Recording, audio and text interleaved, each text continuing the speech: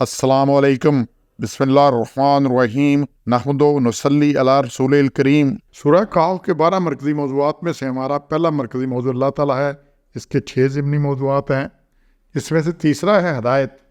آیت نمبر 17 سے 2 نکات ہیں جی، بڑے ہی اہم نکات ہیں، چھوٹے سے 2 نکات ہیں، اس میں توجہ کریں، چھوٹی سی آیت ہے، اس کو دیکھیں۔ یہ اللہ نے فرمایا کہ یہ جو اصحاب کہف کا اٹھنا تو سارا کوئی اللہ کی نشانیوں میں سے ہے۔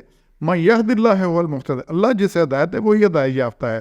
مَن یضلل، اور جسے گمراہ کر دے، فَلَن تَجِدَ لَهُ وَلِيًّا مُرشِدًا، وہ پھر کوئی نہیں پائے گا کوئی رفیق جو اسے سیدھا راہ دکھا دے۔ تو اللہ تعالیٰ جسے ہدایت دے وہی ہدایت یافتہ ہے، اور جسے گمراہ کرے اس کا کوئی رفیق، کوئی ساتھی، کوئی سیدھی راہ دکھانے والا کوئی ہے ہی نہیں دنیا میں جس کو اللہ گمراہ کر دے۔ اچھا، اللہ کسی کو گمراہ نہیں کرتا۔ یہاں پہ جو بات آ رہی ہے نا، بات ہے جو گمراہی میں پڑ جاتا ہے، ٹھیک نہیں ہوتا، پھر اللہ اس کے دل کے اوپر مور لگا دیتا ہے، تو پھر وہ سیدھا نہیں ہو سکتا۔ اس میں یہ بات ہم ذرا اس کو تفصیل سے کرتے ہیں کہ ہمارا یہ تقیہ کلام بنا ہوا ہے، جو جس کو منہ ملے جس سے کرتے وہ جی ہدایت کی دعا کرنا، ہدایت کی دعا کرنا، آپ دعا کریں میرے لیے ہدایت کی۔ اس نے دعا کیا کرنی ہے، آپ خود ہدایت کریں۔ تو قرآن شروع ہی ادھر سے ہو رہا ہے، الف لام میم ذالک الکتاب لا ریب فیہ ھدی للمتقین۔ ہدایت کن کے لیے؟ متقین کے لیے، جو ڈرنے والوں کے لیے۔ جو متقی نہیں ہے اس کے لیے ہدایت سرے سے ہے ہی نہیں۔ پھر سورہ مائدہ کی آیت نمبر 16 میں ہی اللہ ہدایت کرتے ہیں اس کو جو تابع ہوا اس کی رضا کا سلامتی راہ تو نکالتا ہے اس کو اندھیروں سے روشنی کی طرف۔ تو جو خوشی سے اطاعت کرے، اللہ سے ڈرے، ہر وقت ڈرے، اور پھر ہر وقت کام میں اللہ کی اطاعت کرے، تو اللہ اس کے لیے ہدایت کا راستہ نکال دیتا ہے۔ تیسرا ہے جی سورہ نام کی آیت 82 میں، ایمان کے بعد ظلم میں نہ کرنے والے، کہ الذین آمنوا ولم یلبسوا ایمانہم بظلم، کہ جو ایمان لایا پھر انہوں نے ایمان کے ساتھ ظلم کو، زیادتی کو، خرابی کو نہیں ملایا، اور دل جمی سے لگے رہے، وہی سیدھی راہ پر ہے، وہی انہیں ہدایت پر ہے۔ پھر یہ 16 نمبر صورت ہے سورہ نحل، اس کی آیت نمبر 99 میں، ہدی و رحمت و بشری للمسلمین، ہدایت اور رحمت کن کے لیے؟ جو مسلمان ہیں، جو تو سر تسلیم خم کر دیتے ہیں، جو اکڑتے نہیں ہیں، ان کے لیے ہدایت ہے۔ اور یہی بات سورہ نمل کی آیت 2 سے 4 میں آ رہی ہے۔ تو ابھی مومنین کے بعد اگلا کون؟ جو محسنین ہیں۔ یہ سورہ لقمان کی آیت شروع ادھر سے ہو رہی ہے کہ ہدی و رحمت للمحسنین، تو ہدایت اور مہربانی ہے جن کے محسنین ہیں، جو احسان کرنے والے ہیں، نیکی کرنے والے ہیں، اسی میں ہیں۔ اور پھر 5 میں آیت میں اسی صورت کی، اور انہوں نے ہدایت کی راہ پائی، اور وہی مراد کو پہنچنے والے ہیں، فلاح پانے والے ہیں۔ تو یہ انسان مومن بھی ہو اور اطاعت بھی خوشی سے کرے، اور احسان کرنے والا ہو، بڑی اچھی طرح سے نیکیاں کرے، ایمان لانے کے بعد ظلم نہ کرے، اس میں خرابی نہ کرے، 24 گھنٹے اللہ سے ڈرے ہر چھوٹی سے چھوٹی بات میں، پھر ہدایت کی بات آتی ہے۔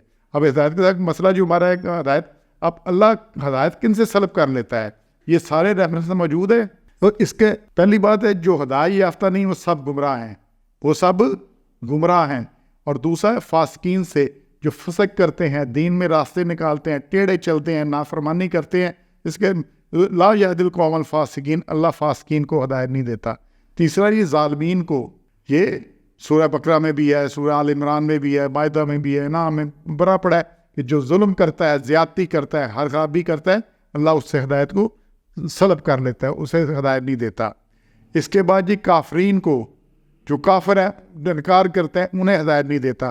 یہ سورہ بقرہ کی آیت 264 میں بھی ہے، سورہ مائدہ کی آیت 67 ہے، سورہ توبہ کی آیت 37 ہے۔ پھر 5ویں بڑی اہم چیز خائنین کو، سورہ یوسف ہے اس کی آیت 52 ہے کہ اللہ خائنین کو ہدایت نہیں دیتا۔ خائن کون ہے؟